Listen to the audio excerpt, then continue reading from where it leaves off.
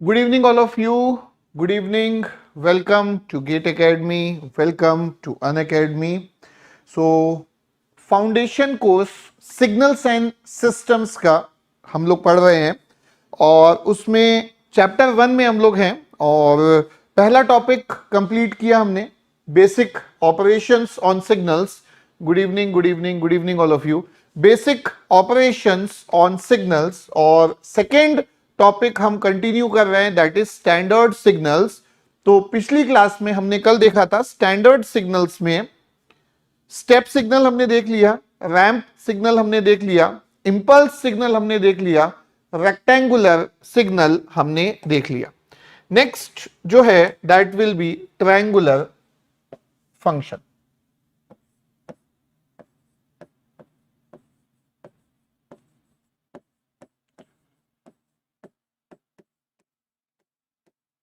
Triangular function.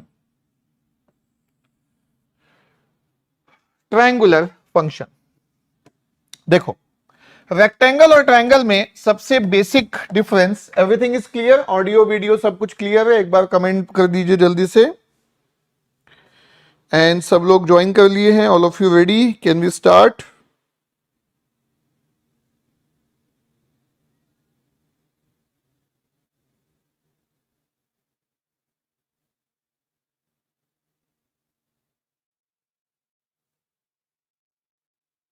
Okay, ठीक है, चलिए.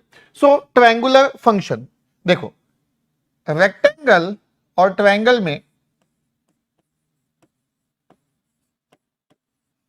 सबसे बेसिक डिफरेंस अगर मैं आपको बताऊं, सो जैसे ये होता है A rectangle t by tau और ये होता है A triangular t by tau. ठीक है, फंक्शन तो क्लियर है. जैसे A rectangle t by tau होता है वैसे ही A triangle t by tau होगा. यहां पे लेकिन सबसे इंपॉर्टेंट डिफरेंस ये है कि यहां पे ये जो टाउ होता है ये टोटल विड्थ होती है. ये टाउ होती है आपकी टोटल विड्थ. यहां पे ये जो टाउ होता है ये होता है यहां पे आपका half width.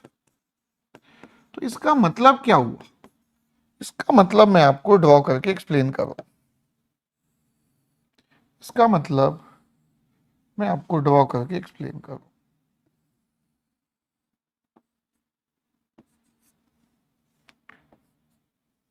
Like this.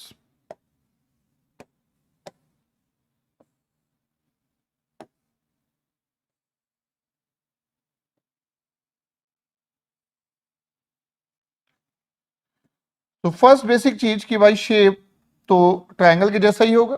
Rectangle का शेप रेक्टेंगल के जैसे, ट्रायंगल का शेप ट्रायंगल के जैसे, क्योंकि नाम ही उसी लिए है. यहां पे जो मैं हाफ विथ और टोटल विथ का आपको बता रहा था वो ये डिफरेंस है. ये देखिए, ये देखिए टोटल विथ, तो ये हो गया आपका टाउ. एंड ये आपका हाफ विथ टाउ होता है.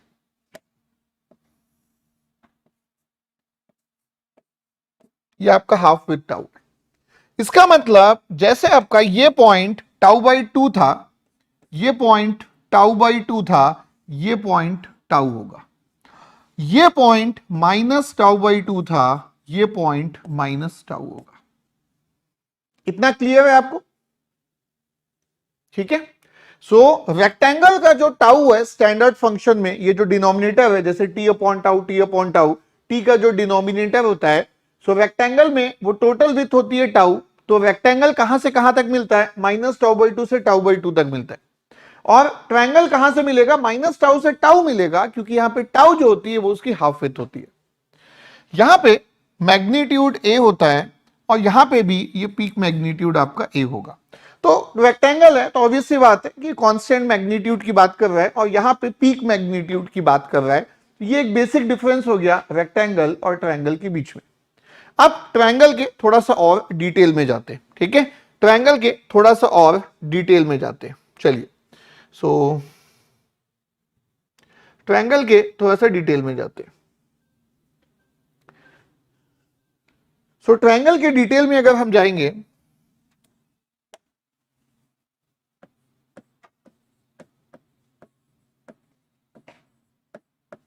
सो ट्रायंगल के डिटेल में A triangular t by tau, A triangular t by tau, और अभी जस्ट मैंने आपको यहां पे ड्रॉ करके बताया,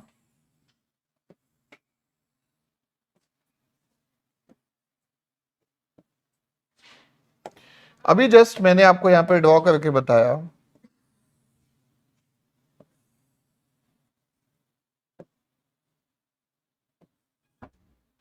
सो माइनस टाउ से लेके tau and this is A. ठीक है, okay. Good evening all of you.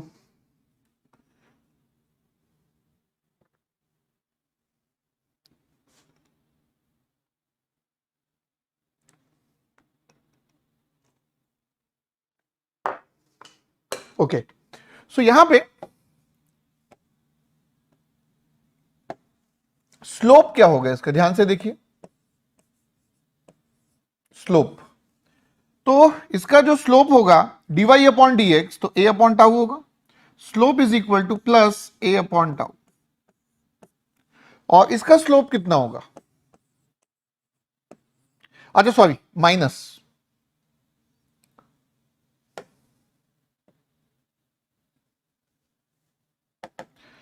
Negative गोएंगे ना, minus minus a upon tau, और इसका स्लोप कितना होगा, इसका स्लोप होगा प्लस a अपॉन टाउ। क्या आप मुझे बता सकते हो कि y is equal to m x plus c जो हमारा स्टैंडर्ड फॉर्म होता है उसमें c क्या होता है? y is equal to m x plus c में c क्या होता है? c होता है intercept on y axis, c होता है intercept on y axis, intercept on y axis, y axis पे इंटरसेप्ट होता है। तो अगर मैं यहां पे आपको बताऊं तो यहां पे for this straight line m जो स्लोप है वो माइनस a बाई टाउ है, और intercept on the y axis, तो वाई एक्सिस को कहां पे कट कर रहे हैं, ए पे कट कर रहे हैं, तो ये आपका हो गया ए। और अगर मैं इस स्ट्रेट लाइन की बात करूं तो अगेन m की वैल्यू होगी a अपॉन टाउ, और intercept on the y axis is again a। तो भाई m और c अगर मेरे पास है तो मैं इक्वेशन भी लिख सकता हूं, m और c अगर मेरे पास है तो मैं इक्वेशन भी लिख सकता हूं। सो इसका जो इक्वेशन होगा ये होगा एम एक्स प्लस सी के फॉर्म में minus a upon tau into t plus a, minus a upon tau plus a. यहां से अगर मैं ए कॉमन ले लूं तो ये होगा minus t upon tau plus A plus one, like this. और यहां की अगर मैं इसकी स्ट्रेट लाइन की बात करूं, यहां स्पेस नहीं है तो मैं यहां लिख लेता हूं, ये स्ट्रेट लाइन है तो slope plus A by tau है, तो इक्वेशन होगा ए अपॉन टाउ टी प्लस इसका इंटरसेप्ट भी ए है, तो यहां से अगर मैं ए कॉमन लूं तो ये हो गया T upon tau plus one. लेकिन आप यहां पे ध्यान दीजिए कि what is the condition here, ये कंडीशन है नेगेटिव टाइम के लिए, ये इक्वेशन नेगेटिव टाइम के लिए है, और ये इक्वेशन किसके लिए है, पॉजिटिव टाइम के लिए। यहां तक कोई डाउट है तो जल्दी से पूछ लो, फिर मैं कंप्लीट करता हूं इक्वेशन। यहां पे देखिए मैं चाहता तो सिंपली आपको इसको बता भी सकता था कि भाई ये इक्वेशन होता है, ये इसका ग्राफ होता है, बट मैं आपको ये जस्टिफाई करना चाह रहा हूं क्योंकि मैं चाहता ही नहीं कि आप कुछ भी चीजों को याद रखें, सब बेसिक कैलकुलेशन है। कुछ चीजें याद भी हम रखेंगे तो प्रैक्टिस इतनी करेंगे कि ऑटोमेटिक वो याद हो जाएगी, उसको याद करने की कोशिश नहीं करेंगे, हम इतना प्रैक्टिस करेंगे कि वो ऑटोमेटिक याद होगा। तो दोनों याद रखने में डिफरेंस होता है। ठीक है, यहां तक सब क्लियर है?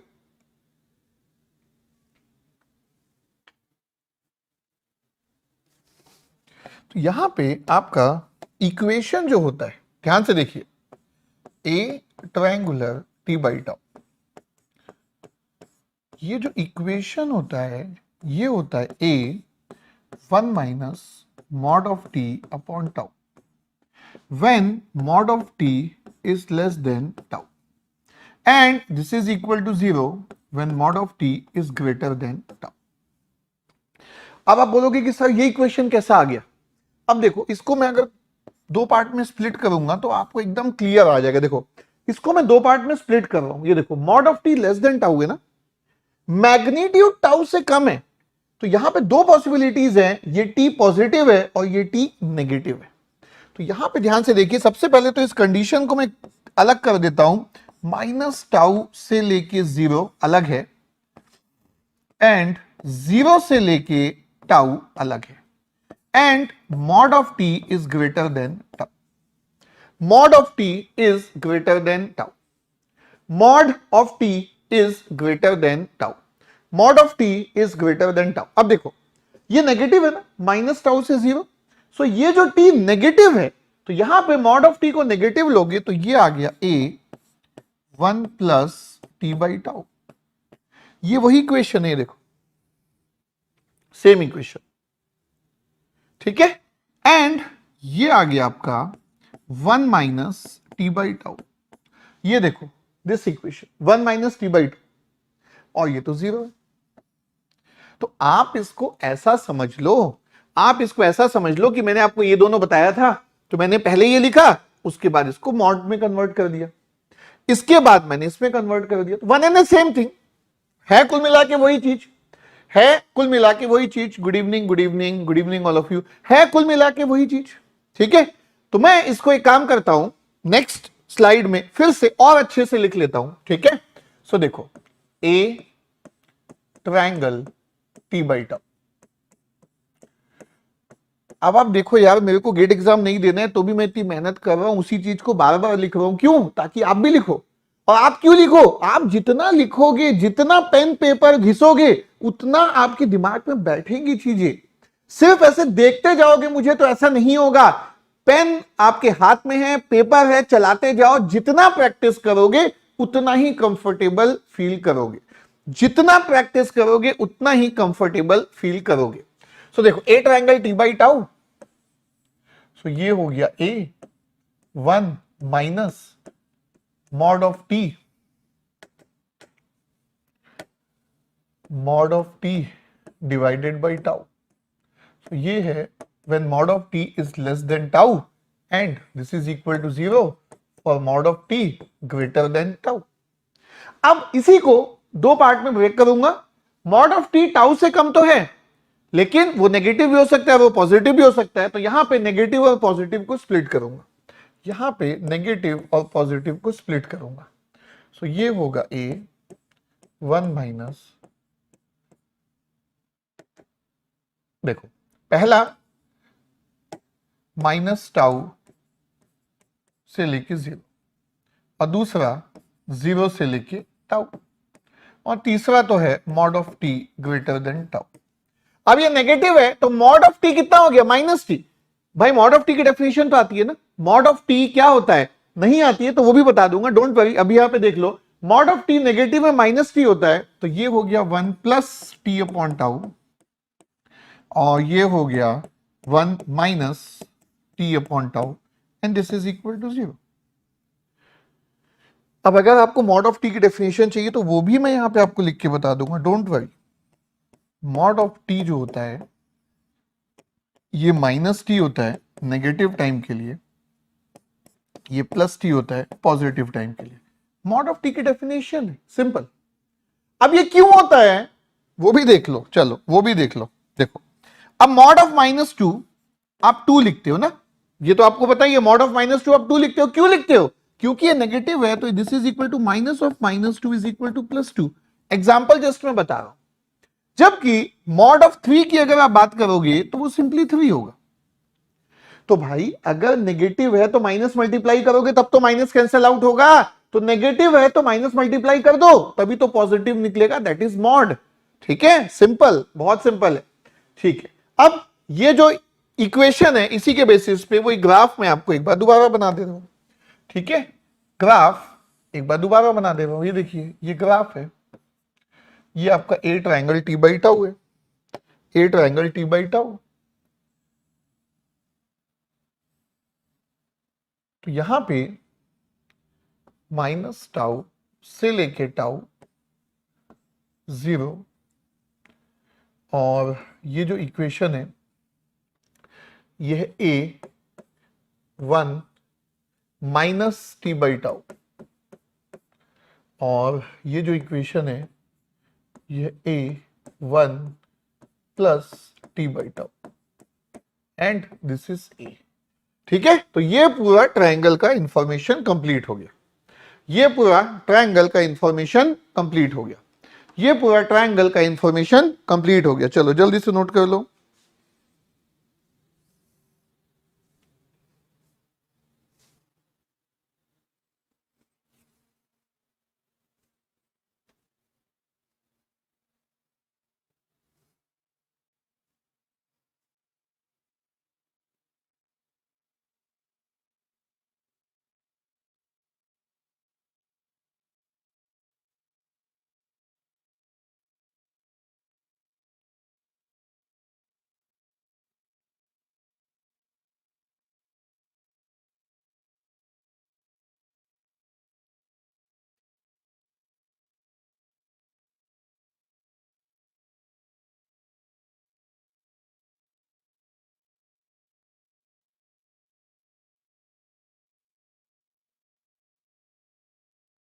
ओके, तो चलिए ट्रायंगल के बाद next is sinc function.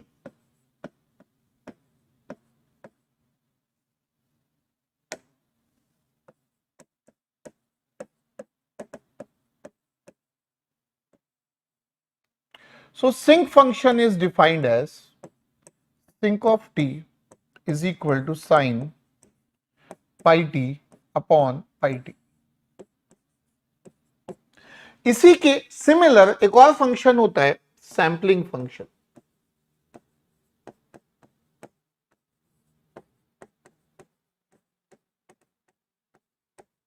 Sampling function, so sampling function होता है साइन टी अपॉन टी। तो दोनों में डिफरेंस क्लियर है, यहां पे पाई मल्टीप्लाई हो जाता है sine pi t upon pi t, और ये हो जाएगा sine t upon t. Shape दोनों का सेम आएगा, शेप दोनों का सेम आएगा, मैं आपको बताऊंगा, बट डिफरेंस है दोनों में। ये sign pi t upon pi T है, ये सिंक होता है, ये सैंपलिंग होता है। गेट एग्जाम में 99% चांस है कि सिंक को यूज करके ही टर्मिनोलॉजी यूज करेगा, सैंपलिंग यूज नहीं करेगा। हो सकता है आपने जिस कॉलेज से पढ़ा हो वहां पे सैंपलिंग ज्यादा यूज करते होंगे, दैट डिपेंड्स कि आपकी यूनिवर्सिटी में सैंपलिंग आता होगा, मतलब सैंपलिंग के टर्म्स में क्वेश्चंस आते होंगे, या आपको जिसने पढ़ाया उसको सैंपलिंग कंफर्टेबल होगा, बट गेट एग्जाम में सिंक, ठीक है, सिंक ही मैक्सिमम यूज होगा। बट सैंपलिंग की भी इंफॉर्मेशन हमें होनी चाहिए, और जो होगी, ठीक है, सैंपलिंग की भी इंफॉर्मेशन हमें होनी चाहिए, ठीक है।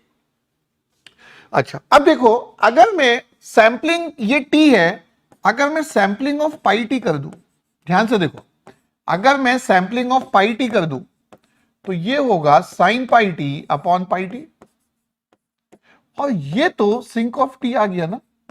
तो ये बेसिकली सिंक ऑफ टी और सैंपलिंग में रिलेशनशिप आ गया, that sampling of pi t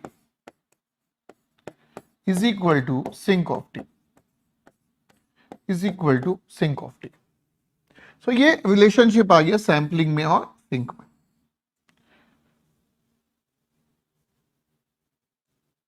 और ये उल्टा भी हो सकता है, अगर मैं sinc of t upon pi कर दूं, सिंक ऑफ टी में पाई अगर डिवाइड कर दूं, टी में अगर मैं पाई डिवाइड कर दूं तो ये साइन टी अपॉन टी हो जाएगा, which is nothing but equal to sampling t. एक ही बात है, sinc of t upon pi, sinc of t upon pi is equal to sampling t, sinc of t upon pi is equal to sampling t, sinc of t upon pi is equal to sampling t, sinc of t upon pi is equal to, sinc of t upon pi is equal to sampling of T. चलिए जल्दी से note कीजिए, फिर मैं आगे graph बताता हूं।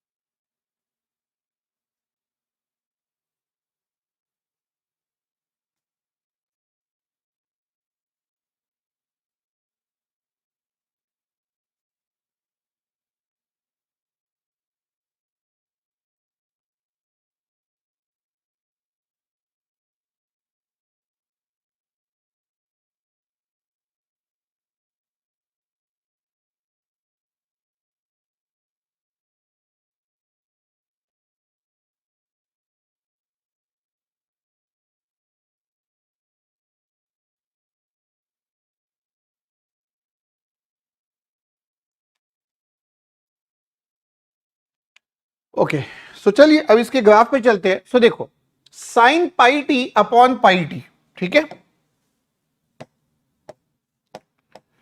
Sign pi t upon pi t,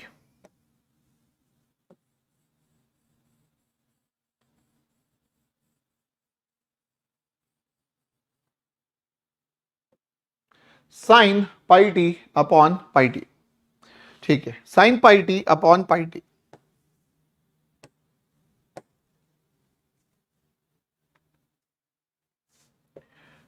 sine pi t, तो यहां पे एंगुलर फ्रीक्वेंसी पाई है, सो टाइम पीरियड होता है 2 pi upon omega, time period होता है 2 पाई अपॉन ओमेगा, तो 2 पाई अपॉन पाई मतलब टाइम पीरियड 2 होता है। साइन पाई टी का टाइम पीरियड 2 होता है, साइन पाई टी का टाइम पीरियड 2 होता है, मींस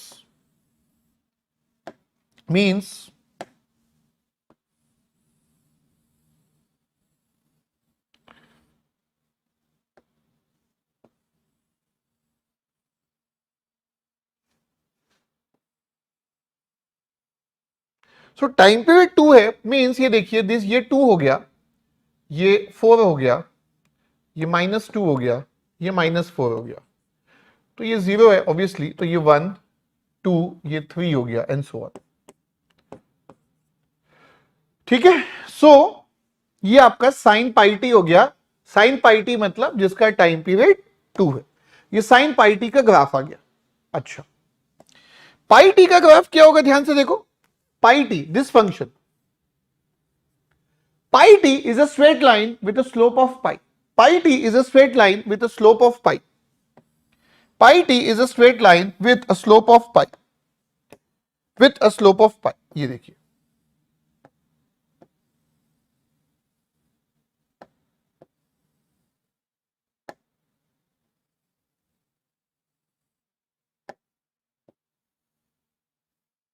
like this.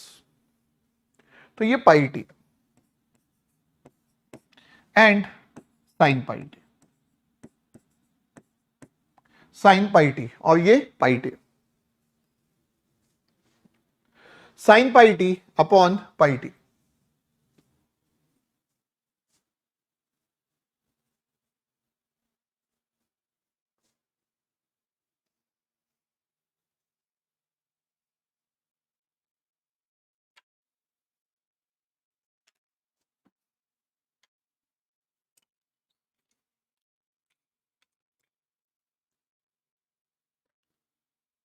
अभी इन दोनों को डिवाइड करेंगे,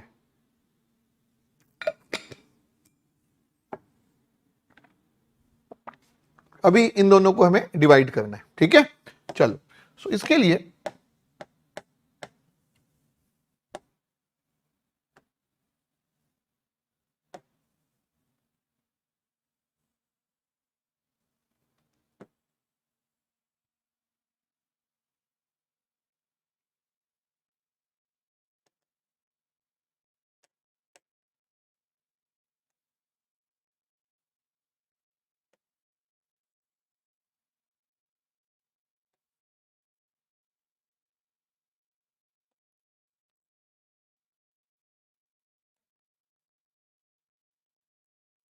ओके, अब देखिए दोनों फंक्शन को मैं डिवाइड कर रहा हूं, तो ये साइन पाई टी है,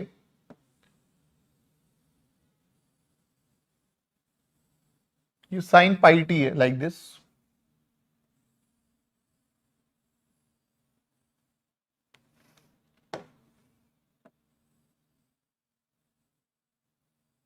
लाइक दिस, ये साइन पाई टी है।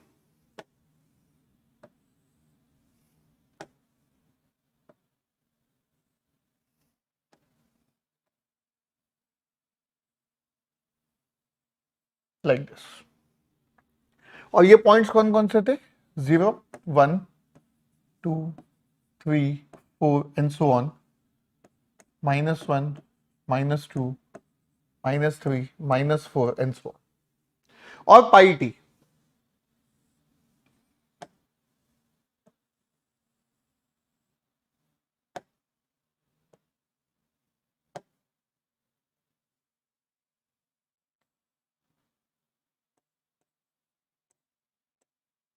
Pi T. ठीक है,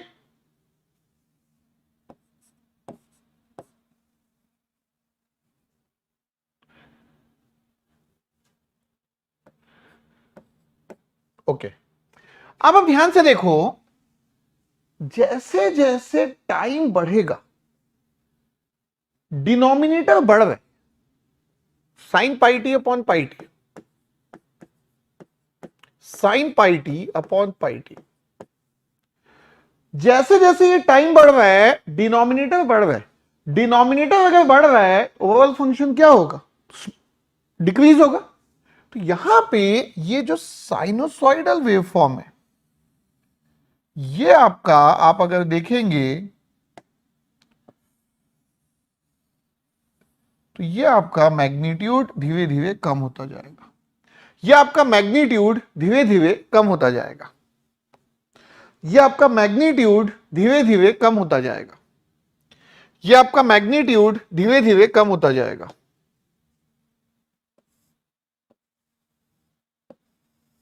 ये आपका मैग्नीट्यूड धीरे धीरे कम होता जाएगा। यहां पे भी आप अगर ध्यान से देखोगे, अच्छा यहां पे एक और चीज क्या है, टाइम नेगेटिव हो गया, ये टाइम नेगेटिव हो गया ना, मैग्नीट्यूड देखिए ये नेगेटिव, मैग्नीट्यूड तो नेगेटिव हो गया ना, लेफ्ट हैंड साइड में मैग्नीट्यूड नेगेटिव हो गया, ये नेगेटिव है, नेगेटिव बाई नेगेटिव, दो नेगेटिव का डिवीजन पॉजिटिव हो जाएगा। तो यहां पे जहां ये ऊपर नेगेटिव था ये ऊपर पॉजिटिव हो जाएगा, और जब ये पॉजिटिव है तो पॉजिटिव बाई नेगेटिव क्या हो जाएगा, वो नेगेटिव हो जाएगा। इट मींस ये आपको ऐसा आएगा, और इसमें भी जैसे जैसे टाइम बढ़ेगा मैग्नीट्यूड कम होता जाएगा। तो दोनों तरफ साइनोसॉइडल है और मैग्नीट्यूड कम होता जा रहा है, दोनों तरफ साइनोसॉइडल है और मैग्नीट्यूड कम होता जा रहा है, दोनों तरफ, दोनों तरफ मैग्नीट्यूड कम होता जा रहा है, दोनों तरफ मैग्नीट्यूड कम होता जा रहा है। अब एक और इंपॉर्टेंट बात है, sine pi t upon pi t की वैल्यू टी इक्वल टू 0 पे कितनी होगी, sinc of T,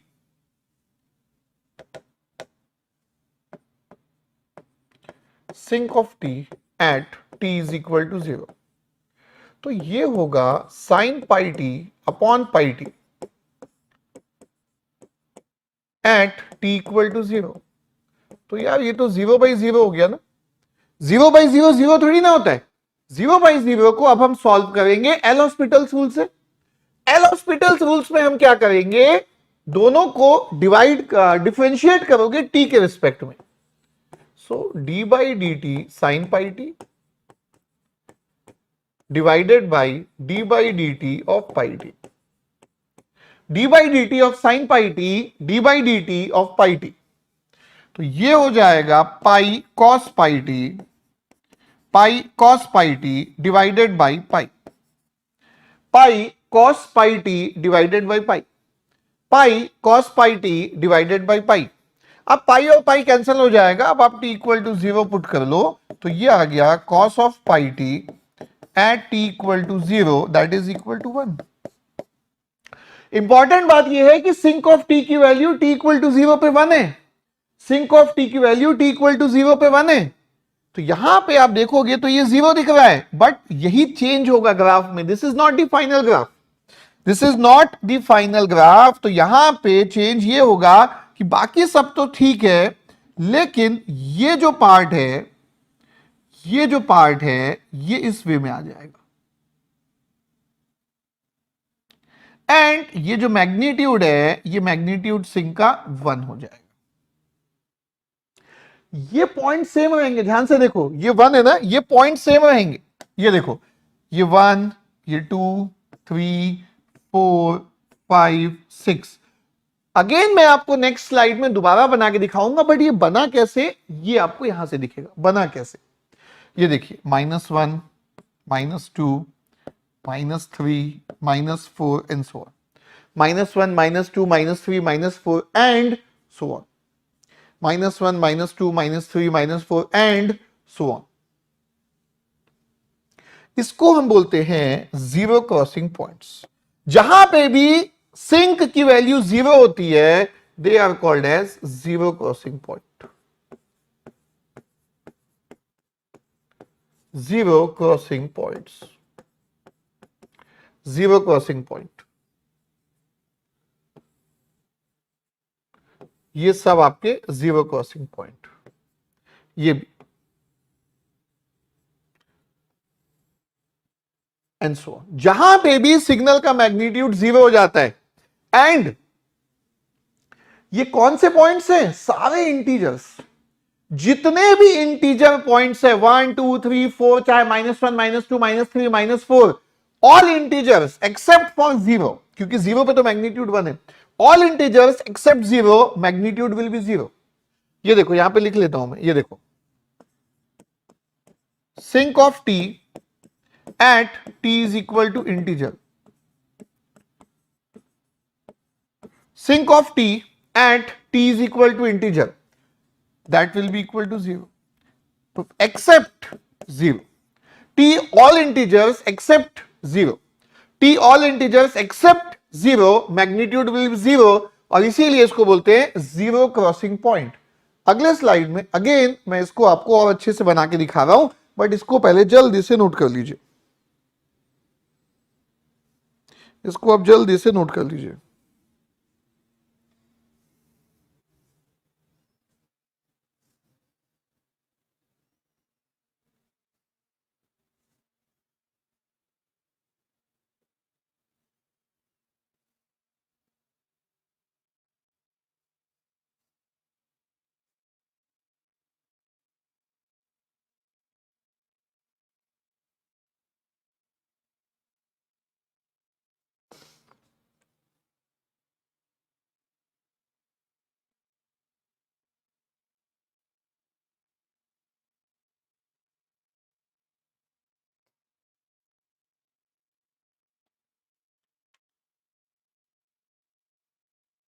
okay, so final graph जो है अब मैं यहां पे आपको बना के दिखा रहा हूं।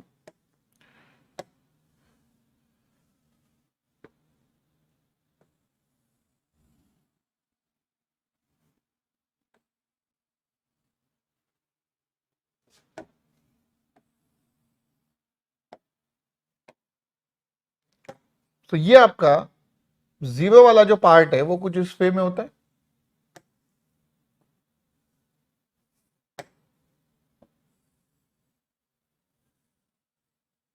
और इसी को आगे कंटिन्यू करते हुए साइन वेव, लेकिन मैग्नीट्यूड डिक्रीज होता जाएगा, ठीक है, मैग्नीट्यूड कम होता जाएगा लाइक दिस, और यहां पे भी मैग्नीट्यूड कम होता जाएगा लाइक दिस, दोनों तरफ साइनोसॉइडल है, मैग्नीट्यूड जीरो होता जाएगा, लेकिन t is equal to zero पे दिस मैग्नीट्यूड इज 1। तो ये है आपका सिंक ऑफ टी, ये है आपका सिंक ऑफ टी, ये है आपका सिंक ऑफ टी, ये आपका सिंक ऑफ टी, और ये है integer values 1 2 3 4 5 6 and so on, -1 -2 -3 -4 and so on.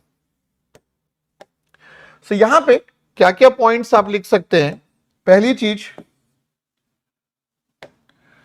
Sink of t at t equal to zero, ये हो गया 1, ठीक है, sinc of t at t equal to zero, ये हो गया 1, and second point, sinc of t at t is equal to integer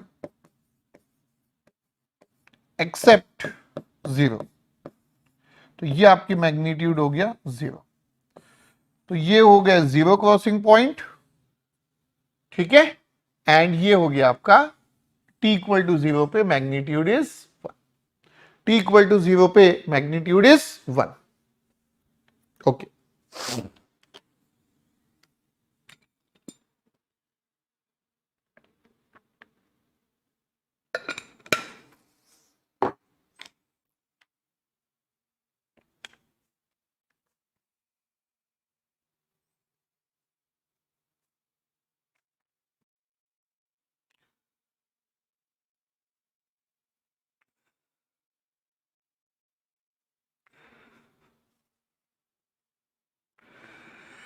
चलिए, हो गया इतना।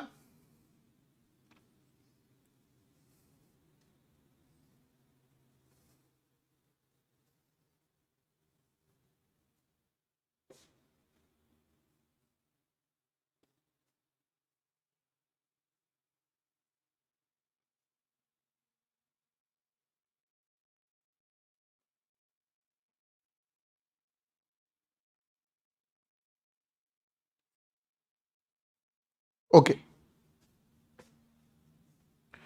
देन अगर मैं एक्सपोनेंशियल सिग्नल की बात करूं तो if I talk about real exponential signal,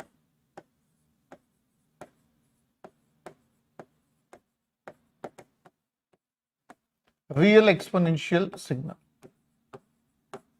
real exponential signal, तो रियल एक्सपोनेंशियल सिग्नल आपके दो टाइप के होंगे, एक आपका इंक्रीजिंग और एक decreasing exponential. One will be increasing exponential, other will be decreasing exponential. So ये आपका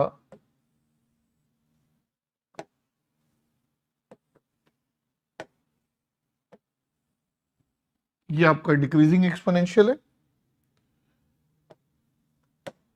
and one is increasing exponential.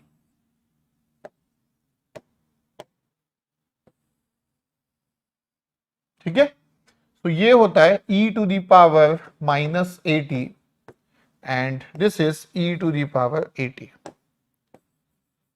So this is exponentially decreasing function and this is exponentially increasing function. तो ये आपको पहले से ही आता था. ठीक है, एंड यहां पे अगर मैं आपको कॉम्प्लेक्स एक्सपोनेंशियल सिग्नल बताऊं, complex exponential signal, so e to the power plus minus j omega t, e to the power plus minus j omega t, तो ये आपका पीरियोडिक होता है. This is a periodic signal. ठीक है, और omega जो है वो ऑब्वियस सी बात है एंगुलर फ्रीक्वेंसी है. तो periodic signal, periodic signal means it can be represented like sine. जैसे साइन आपका एक पीरियोडिक वेव होता है, वैसे ही this is like this.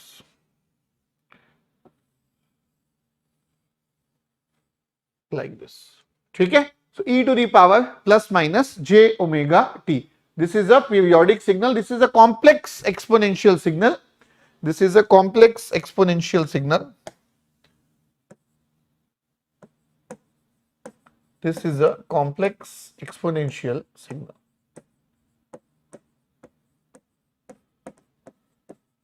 Complex exponential signal. ठीक है, complex exponential signal.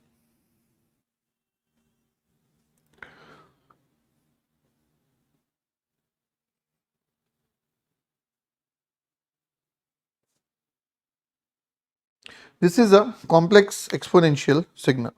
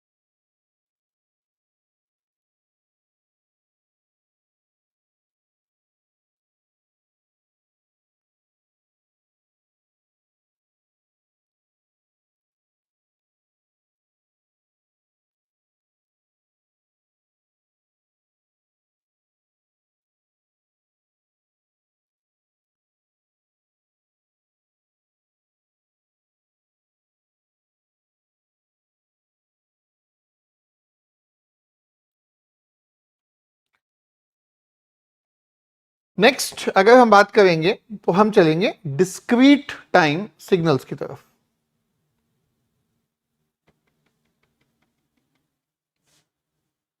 Okay, so next हम देखेंगे कि सिग्नल्स जो हैं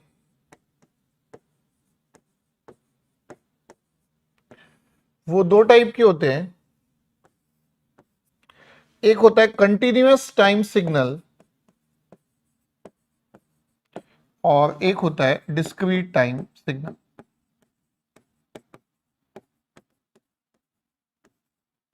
सो अभी तक जो हम पढ़ रहे थे वो था कंटिन्यूअस टाइम सिग्नल्स। ये दोनों में बेसिक डिफरेंस क्या होता है, देखिए। डिस्क्रीट टाइम सिग्नल में अगर हम बात करें तो जैसे जीरो पे ये कुछ मैग्नीट्यूड है सिग्नल का, जीरो के बाद सीधे सीधे वो मैग्नीट्यूड, जीरो के बाद सीधे सीधे वो मैग्नीट्यूड वन पे मिलेगा। जीरो और वन के बीच में कोई मैग्नीट्यूड नहीं होगा। मैग्नीट्यूड नेगेटिव भी हो सकता है, जैसे कि ये टू पे नेगेटिव है, मान लीजिए थ्री पे नेगेटिव है, फोर पे ये कुछ मैग्नीट्यूड है। डिस्क्रीट का मतलब है टाइम डिस्क्रीट होगा, जीरो के बाद वन पे ही होगा, जीरो और वन के बीच में सिग्नल डिफाइंड ही नहीं होता है। तो ऐसा नहीं है कि जीरो और वन के बीच में सिग्नल का मैग्नीट्यूड जीरो है, नो, जीरो एंड वन के बीच में सिग्नल डिफाइंड ही नहीं है। जीरो एंड वन के बीच में सिग्नल डिफाइंड ही नहीं है, वन और टू के बीच में सिग्नल डिफाइंड ही नहीं है, एंड सो ऑन। फिर सीधे माइनस वन पे डिफाइंड होगा, माइनस टू पे डिफाइंड होगा, and so on. Integer n, इसीलिए यहां पे ये जो आपका एक्सिस टी होता था, यहां पे इसको बोलते हैं एन। और ये एन जो है इसको आप सिंपली इंडेक्स बोल सकते हो या टाइम इंडेक्स बोल सकते हो।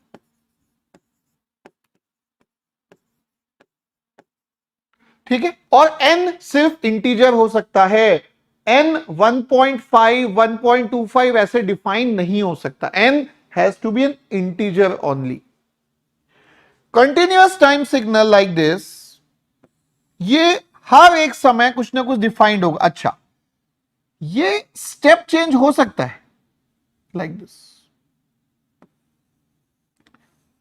अचानक से स्टेप चेंज हो सकता है, इसमें कोई प्रॉब्लम नहीं है, या नहीं भी हो सकता है।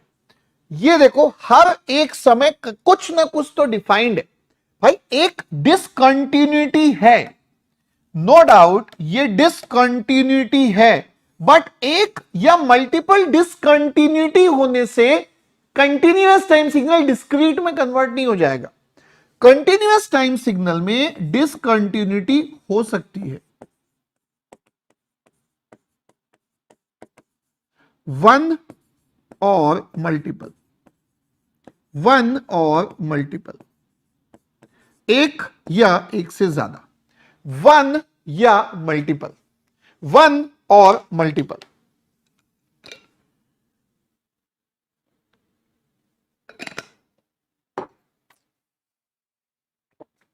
वन और multiple.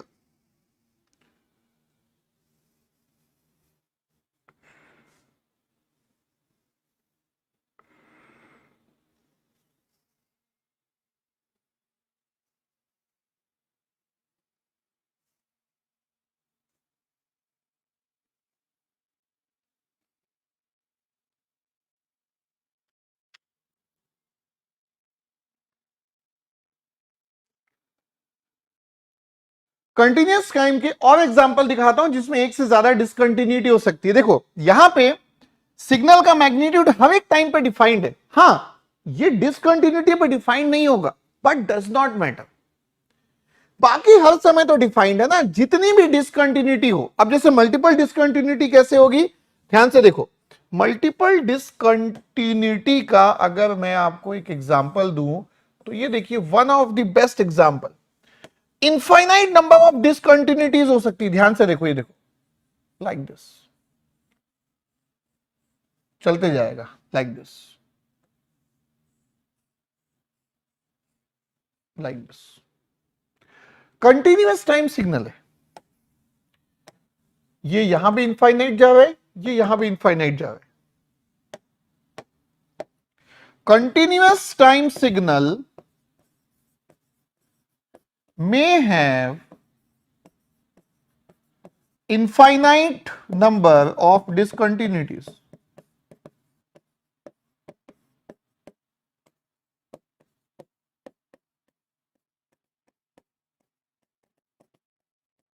Infinite number of discontinuities.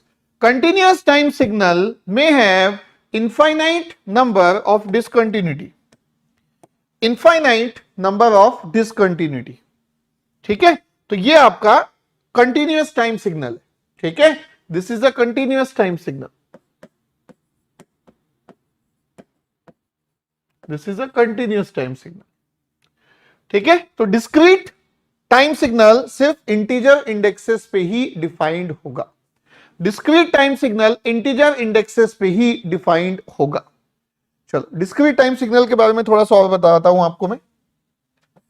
Discrete time signal के बारे में थोड़ा सा और बताता हूं. जैसे फॉर एग्जांपल ये 0 पे मैग्नीट्यूड 2.5 है, फॉर एग्जांपल 1 पे इसका मैग्नीट्यूड 6 है, 2 पे इसका मैग्नीट्यूड -5 है, एंड सो ऑन, और 3 पे फिर 0 हो गया. ठीक है, आगे 0 ही है. ठीक है, -1 पे ये मैग्नीट्यूड हो गया 8, -2 पे मैग्नीट्यूड हो गया 4.2, और इसके बाद 0. सो देखो डिस्क्रीट सिग्नल को, ये अगर आपका n है तो सबसे पहली बात हम इसको x ऑफ n लिखते हैं.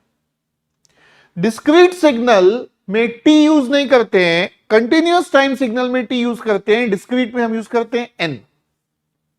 तो ध्यान से देखो x ऑफ n को आप सीक्वेंस ऑफ नंबर्स में लिख सकते हो ना. जैसे देखो पहला मैग्नीट्यूड है 4.2, 4.2 के बाद मैग्नीट्यूड है 8, 8 के बाद मैग्नीट्यूड है 2.5, 2.5 के बाद मैग्नीट्यूड है 6, 6 के बाद मैग्नीट्यूड है -5, एंड सो ऑन. उसके बाद 0.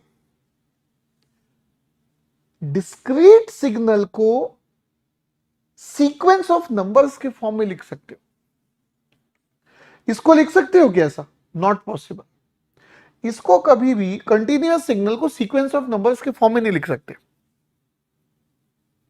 कंटिन्यूअस टाइम सिग्नल को सीक्वेंस ऑफ नंबर्स के फॉर्म में नहीं लिख सकते. कंटिन्यूअस टाइम सिग्नल को सीक्वेंस ऑफ नंबर्स के फॉर्म में नहीं लिख सकते. कंटिन्यूअस टाइम सिग्नल को सीक्वेंस ऑफ नंबर्स के फॉर्म में नहीं लिख सकते.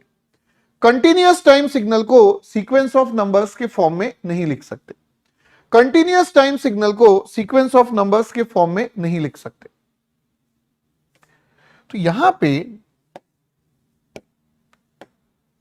डिस्क्रीट टाइम सिग्नल का एक और नाम आता है सीक्वेंस.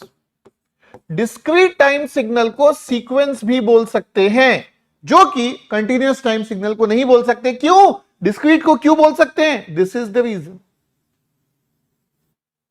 अच्छा, लेकिन यहां पे एक इंपॉर्टेंट अपडेट और है यार. ये ग्राफ देख के आपको जो क्लियरिटी मिल रही है वो ये सीक्वेंस ऑफ नंबर देख के अभी नहीं मिल रही है. क्या नहीं मिल रही है क्लियरिटी? कि भाई 0 पे मैग्नीट्यूड 2.5 है, तो ये जो 2.5 है वो कौन से n पे है? वो कौन से n पे है ये तो पता ही नहीं चल रहा है. तो इसीलिए सीक्वेंस को या डिस्क्रीट टाइम सिग्नल को हम यहां पे जो भी n इज इक्वल टू 0 होता है वहां पे एरो मार्क शो कर देते हैं. ये एरो मार्क ऑटोमेटिक, यही मीनिंग होता है इस एरो मार्क का कि भाई ये n इज इक्वल टू 0 है. आपको हर किसी को डिफाइन नहीं करना है, सिर्फ एक को डिफाइन करना है. अगर ये 0 है तो ये ऑटोमेटिक n इक्वल टू 1 हुआ, ये ऑटोमेटिक n इक्वल टू 2 हुआ. अगर ये 0 है तो ये ऑटोमेटिक n इक्वल टू -1 हुआ और n इक्वल टू -2 हुआ, एंड सो ऑन. तो n इक्वल टू 1 2 या n equal to -1 -2 and so on, and so on. ठीक है, चलो नोट करो जल्दी यहां तक।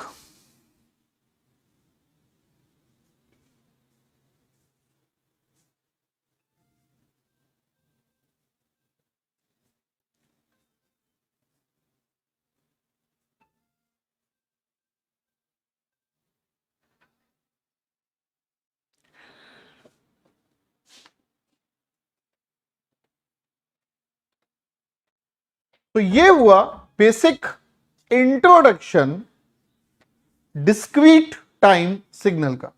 ये हुआ basic introduction discrete time signal का।